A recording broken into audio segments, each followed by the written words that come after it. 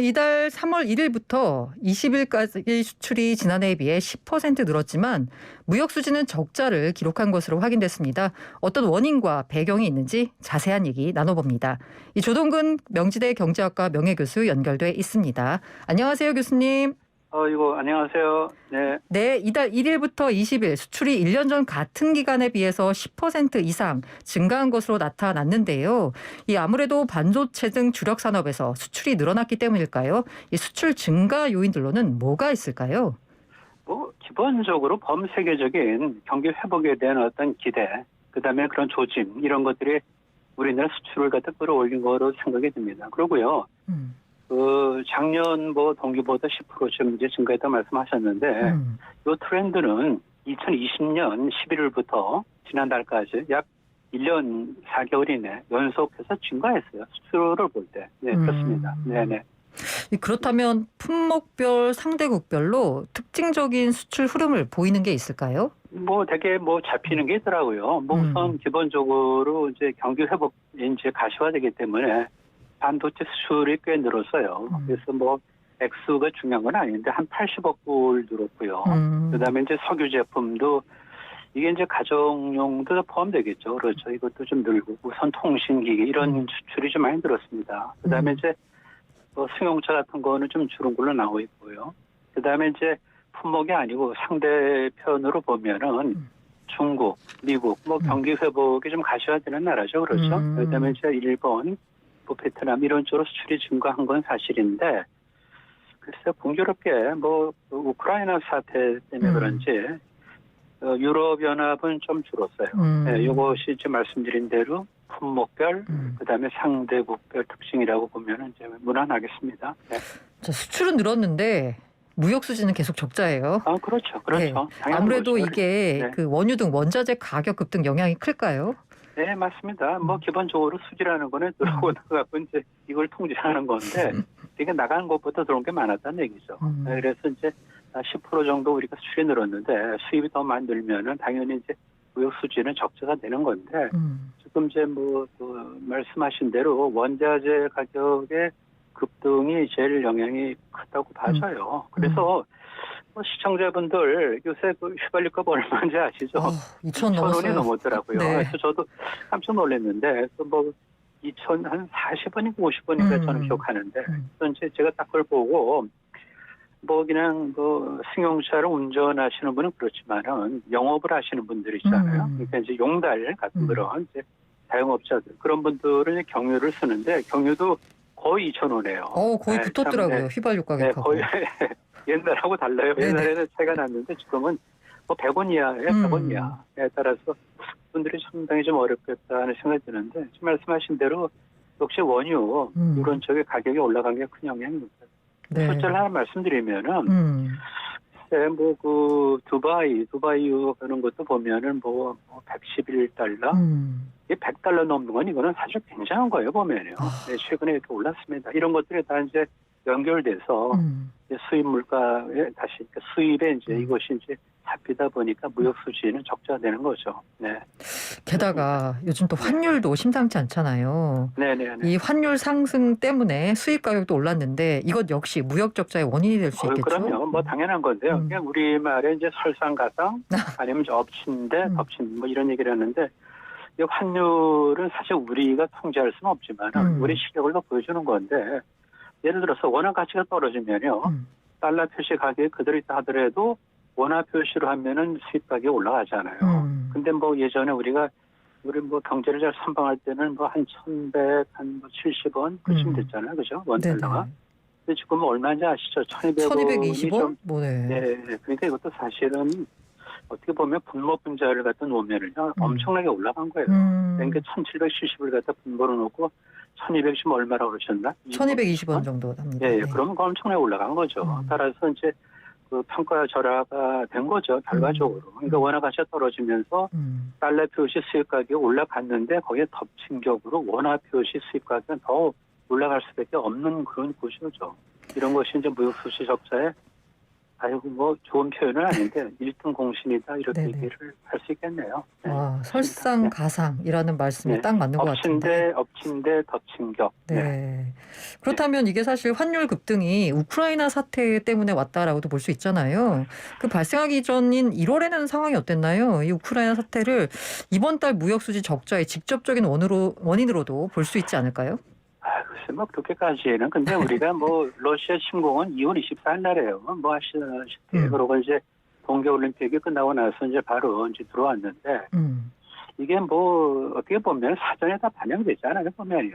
어떤 리스크라는 건 그건 뭐 어느 날 하나 둘 셋 터지는 게 아니고 전부 조짐이 있고 선반영되기 때문에 따지고 보면은 우크라이나 사태가 이제 발생하기 전에 이미 다 선반영됐다고 봐져요. 그러니까 이제 원자재 가격이 급등한 거는 사실인데 그거를 이제 우크라이나하고 우크라이나인 거 아닌 거하고 구분하기는 어려운데 그래서 하여튼 뭐 이미 우크라이나 사태가 발생하기 전 1월에도 적자 폭이 큰 거는 사실이에요. 우리 아시잖아요 보면 그렇죠. 네, 그래서 뭐 우크라이나 사태를 딱 집어서 바로 너가 범인이다 얘기하기는 좀 그래요. 그런데 단 이미 이제 그런 조짐은 있었고, 네, 그리고 또 하나 이제 숫자를 좀 내면은 좀 시청자분들이 이해하실 편할지 모르겠는데, 우리나라 좀 원유 수입액이 만만치 않아요. 네네. 뭐 지난 2월을 보면은 전체 한 달 수입이 600억 달러, 엄청난 거죠. 한 달 수입인데, 그 중에 11%, 한 70억 불 정도가 이게 바로 원유 수입이에요. 네, 그런데 여기 이제 두바이유가 배럴당 뭐 3월 9일, 그러니까 뭐 며칠 전인데, 배럴당 놀라지 마시고 127달러까지 올라갔어요. 네, 그러니까 이제 이런 것들이 이제 엎친 데 덮친 겨. 그러니까 다 가중이 되는 거죠. 그 위에 더 씌워주고 하는 건데, 그래서 이제 우크라이나 사태가 분명히 직접적이라고 얘기는 할 필요는 없지만 원인이다. 네, 그 이전에도 조짐은 있었던 거죠. 네. 네. 이 무역 수지 말고도 사실 그 러시아에 대한 수출 규제가 실물 경제에도 영향을 줄 수 있다라는 분석도 있어요. 네네. 이 러시아에 대한 수출 규제가 우리 경제 성장률에 어떤 영향을 미칠까요? 네, 이거 좀 우리가 좀 조심해서 조금 이거를 좀 얘기를 해야 되는데요. 사실 이제 우리가 좀 약간 전문 용어인데 뭐 FD, 뭐 PR 이런 얘기를 쓰는데 이건 뭐냐면은 미국 기술이 들어간 그러니까 소프트웨어를 포함해서 이런 거를 러시아 수출할 때 미국의 심사를 받아라 그런 얘기예요. 네네네. 네, 그러니까 이제 미국에서는 러시아를 제재할 때 가장 좋은 거죠. 내 거를 쓰려면은 나한테 신고를 해. 아니면은 너희들을 러시아 수출하지 못해. 이거예요. 그게 이제 규제가 되는데 우리나라가 FDPR에서 면제가 됐어요. 네, 면제가 안 되면 어떤 일이 벌어질까 설명을 드리면 더 편한데 면제가 안 되면 우리가 일일이 러시아로 수출할 때 이미 자동차는 러시아에 들어가 있죠. 그렇죠? 네네. 그죠. 삼성전자도 러시아에서 뭘 만들어요. 알죠? 네네. 아시죠? 네. 그렇기 때문에 일일이 미국의 그 심사를 통과해야 돼요. 그런데 우리는 뭐냐면은 FDPR 규제를 면제를 받았어요. 면제를. 그러니까 우리는 뭐냐면은 자국 내, 그러니까 한국 내 수출 기준에 통과되면은 통과할 수 있어요. 러시아로. 그런데 대접을 받았는데 지금 말씀하신 앵커께서 말씀하신 건 뭐냐면 이러한 FDPR이 전 세계적으로 이것이 이제 규제가 됐을 때를 가정하면은 그만큼 이제 무역 마찰이 심해지는 거죠. 그렇죠. 네. 그렇죠. 그럼 전 세계적으로 어떻게 됩니까? 그만큼 이제 수요가 줄고 그것이 영향을 준다 그런 얘기예요. 그렇기 때문에 한국에만 적용되는 건 아니고 한국을 그나마 면제받았어요. 사실 어떻게 보면은 이제 그동안 이제 문재인 정부는 좀 이상한 뭐 행동을 많이 했는데 그래도 그 전에 우리 신용을 쌓은 게 있어가지고 한미 동맹이라는 게 있잖아요. 그렇죠. 네, 그렇기 때문에 이제 사실 한미 동맹을 맺었는데 동맹국에게까지 FDPR의 규제를 건다? 이거는 앞뒤가 안 맞죠. 네, 그러니까 또 대통령도 바뀌고 그렇기 때문에 아마 이제 그런 어떤 이제 좀 움직임이 작용을 해서 우리는 사실은 조금 대접을 받았다. 미국의 심사를 통과하고 수출을 하는 그런 나라는 아니다 봅니다. 네, 그거 좀 조금 유의하셔야 돼요. 네. 근데 이제 수출 규제 조치를 취하니까 우리나라뿐만이 아니라 전 세계 무역 규모가 다 줄어들겠네요. 네. 지금 그게 바로 키인데 우리나라뿐만 아니라 전 세계적으로 그랬을 때 우리나라 영향을 안 받을 수가 없잖아요. 그렇죠. 네. 서울이 비 오는데 뭐 서울 종로구에 비가 안 온다고 그는 말을 못 하잖아요. 그러니까 이제 그런 면에서 우리도 이약하나마 뭐 숫자는 중요하지 않은데 뭐 0.01에서 뭐 0.006 뭐 이 정도의 어떤 이제 뭐 마이너스 성장이 있을 거라는 이제 국책연구소 일 거야 아마 그쪽에서 그 네네네. 프리딕션을 한 것 같습니다. 네. 네네. 지금 3월이 그래도 한 열흘 조금 남았잖아요. 네네. 이 기간 동안 전체 수치가 이게 흑자로 전환될 가능성은 없나요? 뭐 그렇다 손치더라도 무슨 의미가 있겠어요, 사실. 네, 그렇다. 근데 이제 보통 그 수출은 월말에 몰려요. 네, 그러니까 네네. 이제 뭐 흑자가 되더라도 그거는 별로 의미는 없어요. 네, 그러니까 뭐 우리가 너무 뭐 일비일비하지 말고 뭐 보름 간격으로 무슨 국가 경제를 모니터링 할 건 아니잖아요, 그렇죠? 사실 열흘 단위로 네. 수출 수치 나오는 건 우리나라밖에 없다고 하더라고요. 글쎄 뭐 공무원님들 뭐 하실 일이 그거 빼놓고 없으신가? 좀 다른 일을 좀 하시면 어떨지 모르겠네. 왜냐면은 우리가 뭐 일개보도 사실은 시간 단위로 일개보 안 해도 우리는 충분히 불편하지 않아요. 예를 들어서 뭐 오전 뭐 오후 뭐 그다음에 뭐 밤에 뭐 비가 온다 안 온다 그렇게 얘기 안 하더라도 하루에 한 번 하더라도 충분하거든. 그러니까 무슨 뭐 이거 프리딕션 하는 것도 이제 도움이 될 텐데 이제 이렇게 뭐 이렇게 분초 단위로 쪼개서 리포트하는 거 이거는 사실 아닌 것 같아요. 공무원님들 뭐 시간이 좀 제한돼 있잖아요. 그 시간 좀 딴 데 쓰셔도 돼. 네, 일희일비하지 말아라라는 건데 화제를 조금 그렇죠. 돌려서 할게요. 그 일본의 수출 규제, 강제징용 배상 문제 등을 두고 사실 한일 관계가 갈등이 많았잖아요. 그런데 이제 다시 시작된 한류 열풍, 뭐 윤석열 대통령 당선 등으로 이게 빠르게 정상화될 것이다라는 기대감이 기업들 사이에서 커지고 있다라고 해요. 실제로도 무역에서도 이런 분위기를 좀 감지할 수 있나요? 글쎄, 그거 저는 뭐 동의하는데요. 참, 그건 뭐 과거지사지만 불필요한 외교 마찰은 좀 피하는 게 맞습니다. 불필요한 마찰은 피하는 게 맞아요.